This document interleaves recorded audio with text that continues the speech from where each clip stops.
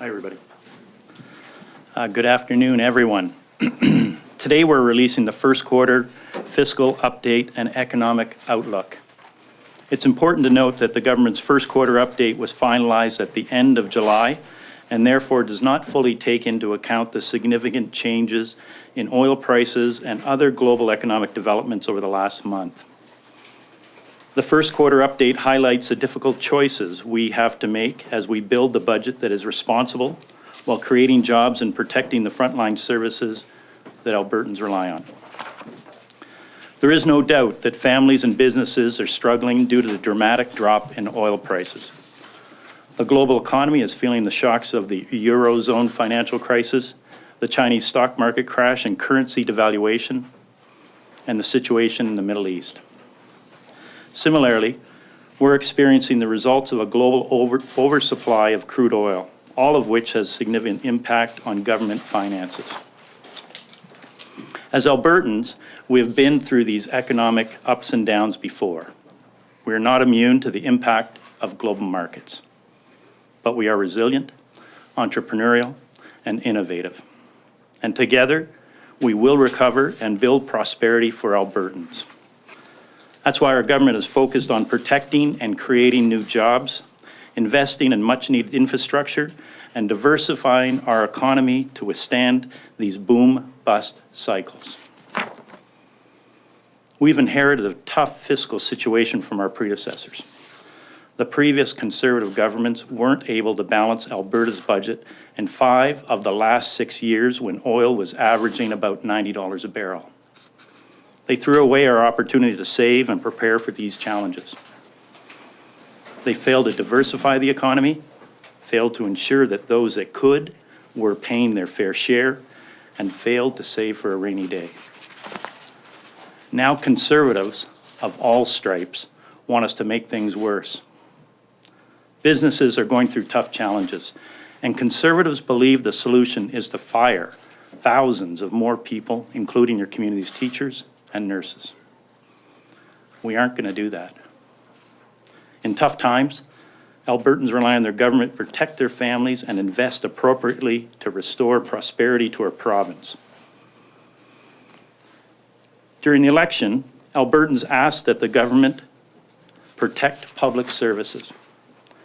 Our government moved quickly to return stability to our health care, invest in education, and protect core services that families rely on. This summer, the government also experienced higher than anticipated disaster relief costs to fight wildfires and support farmers dealing with drought conditions. We worked quickly to provide financial support for those affected by these natural disasters. We also supported families by canceling the regressive health care levy. We now forecast the Government of Alberta's 2015 total expenses to be $50.2 billion on a fully consolidated basis. On the revenue side, the report forecasts government revenue to be $44.3 billion. This report, therefore, shows a $5.9 billion deficit for the 2015 fiscal year. I want to underline that this may not be the final number. The last month has been volatile for the energy sector. A revised forecast and economic outlook will be presented with our budget in October, but it is clear that the revenues have dipped even further these past weeks. If current conditions continue, the final deficit will be in the range of 6.5 billion. There is no doubt that our big challenge is commodity prices. The Government of Alberta does not control. The numbers in this document reflect a full year that was finalized at the end of July. This report forecasts the price of oil to average just under $56 per barrel in 2015. We all know very well that the price of oil has dropped dramatically in August, hovering around $40 per barrel, about 30% lower than it was in June. No one expected global oil prices to reach levels that they're at today. We'll continue to monitor the situation closely and adjust our forecast and economic outlook, as well as our spending priorities accordingly. The final numbers will be in the budget this fall. There are positive signs in the Alberta's economy.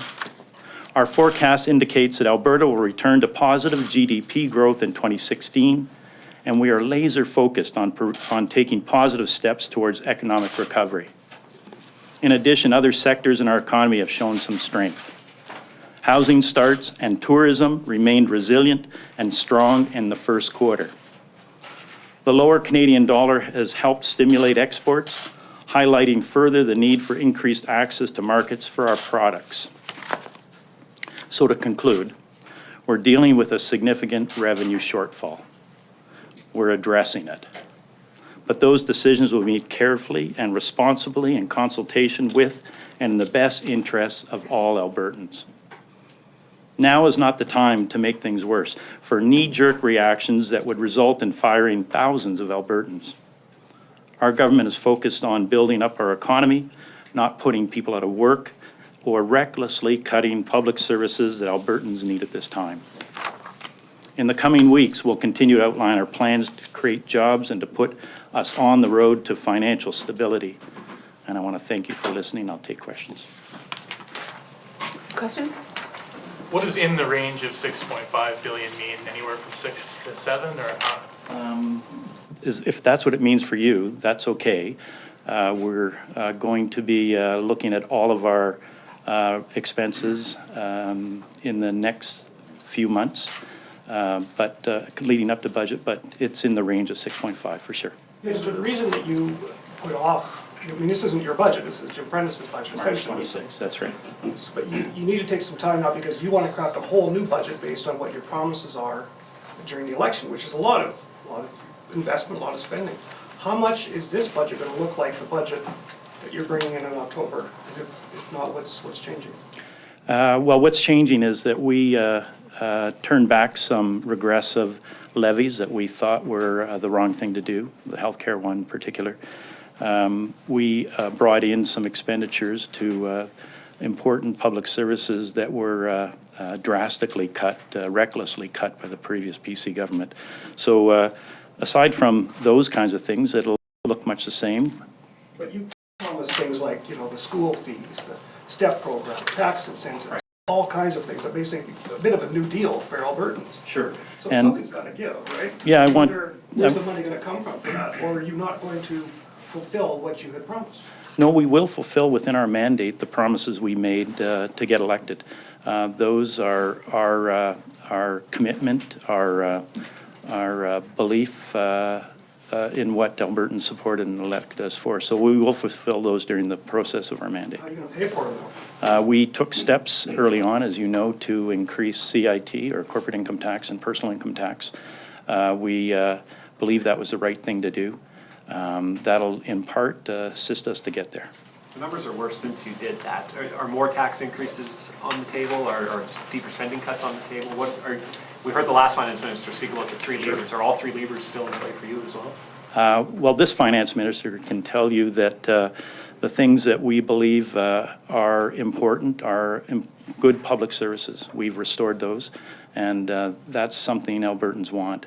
We're looking at other expense reductions. I'm working with ministers to look at their budgets to ensure that they're what they need and not over what they need. So in terms of efficiencies, in terms of reductions, we have to have the right numbers for each of their budgets. And lastly, we'll consider other revenue measures where and when we need them. One we won't consider, of course, is the provincial sales tax. What other areas are you considering? We're looking at all things and keeping our options open, and that information will be coming forward in the fall budget. What do you think is, when you say ask ministries to look at where they can cut, what areas do you think are expendable or that you can give up in an economic time like we are in right now and not wanting to reduce jobs, as you said? Yeah. Really, that's a discussion the Cabinet needs to have.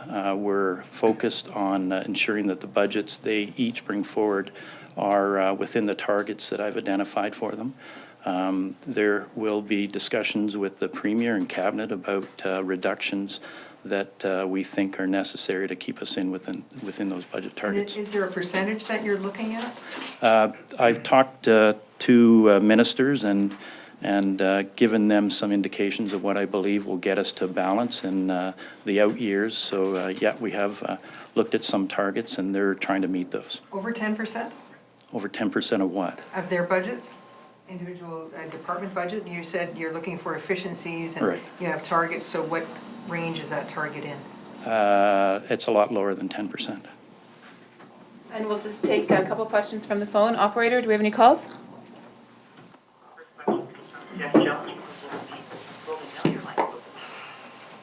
Thanks very much, Minister. I'm just wondering if you could sort of quantify the factors that would turn a $5.9 billion deficit into a 6.5. What has to keep persisting to force that to happen?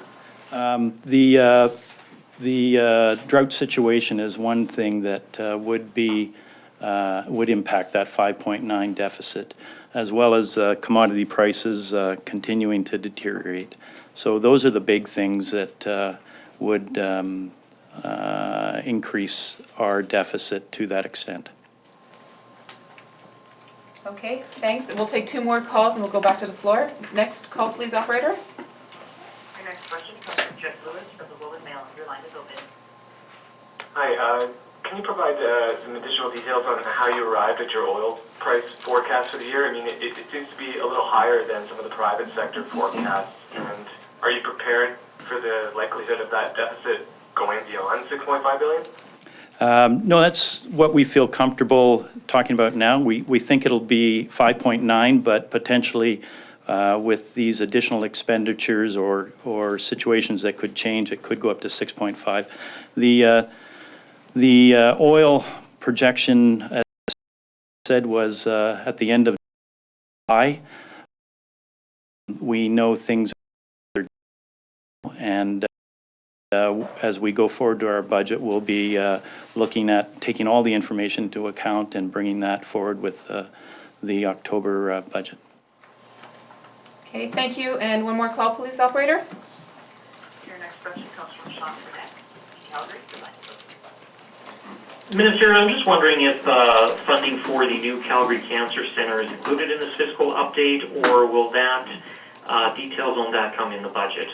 Details probably are coming in the budget. We have committed to making that happen with the announcement earlier this summer. That's a significant expenditure that will be part of our capital plan. Our capital plan will be part of the budget, and we're getting a report on capital, as you know, from David Dodge, with some indications of how we can best utilize monies to assist Alberta in this difficult time with assist Albertans. Okay, thank you. Back to the floor. You mentioned in your opening remarks that the PCs couldn't balance a budget for most of the last 5-6 years. Is it your intention in your budget to look at the roller coaster? We're still in this roller coaster, oil prices, natural gas prices. You're going to be addressing how we get off that in your budget, or can you do it now? No, well, we have taken steps to get us off that now. We've talked about the personal income tax and the corporate income tax changes. So we have a marginal tax rate now that, frankly, we think is a responsible thing to do. So we're trying to look at revenues in a different way than the previous government. We're trying to ensure that we're not totally susceptible to the volatility in the oil and gas market. You still are, though. The price of oil's dropped, and a $6.5 billion deficit. Mm-hmm. You've raised taxes. That's not going to stop that decline. We're still the negative on the downside with oil going down still drags down any sort of things you made. Yeah, this won't be fixed with this update or with this one budget coming up in October. It'll take more time than that, and as a government, we're committed to moving towards balance in 18-19. We think we can responsibly do that, as well as keep the important programs and services Albertans rely on. Is Alberta in a recession? I didn't notice that word. That's what the experts are saying. I can tell you that whether we are or aren't, Alberta's families are feeling the stressors of this situation, and we as a government are committed to addressing that by bringing in a sound fiscal plan in October that will show our diversification of our economy is supported through the plan we bring in. So that's my answer. I guess the experts say it is. we'll know more tomorrow when You other said- reports come forward. You said that there will not be any layoffs of government employees, correct? I actually didn't use the word layoffs at all here today. That's right. I assume it means the same thing. Well, you know, just on that point, I think it's reckless to hit out at needed public government services and to reduce your cost. We can find a way out of this that doesn't rely on draconian cutbacks to our public service. Other parties promote those kinds of approaches, but that's not one that this government will take. The question is, is our wage rollbacks one of the options? Will that be something you'll be exploring? You know, it's not something that is part of this update, of course. The full way of reducing costs, the full gamut of reducing costs will be examined by government as we move forward, and it'll come forward in the October budget. Take a couple more questions. There's a growing budget deficit. What does this mean for the greater Canadian economy? What does it mean for the Canadian economy? Well, the Canadian economy has relied quite a bit in the last few years on Alberta's GDP, on us firing on all cylinders. That's not happening to the extent it was in the past, but our plan in the fall will show how we assist the diversification of the economy so we don't rely so heavily on the oil and gas sector. Because we've had the Prime Minister who said that, you know, only one sector of the economy is in recession, the rest of the country is actually growing. These numbers do seem to be getting a little bleaker perhaps than they were a few months ago. Do you have a sense that maybe there's a contagion that may be spreading?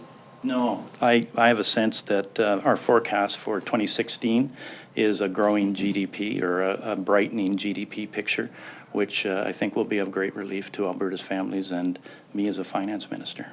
A poll the other day said that most Albertans, nearly 40%, would prefer spending cuts over an increase in taxes.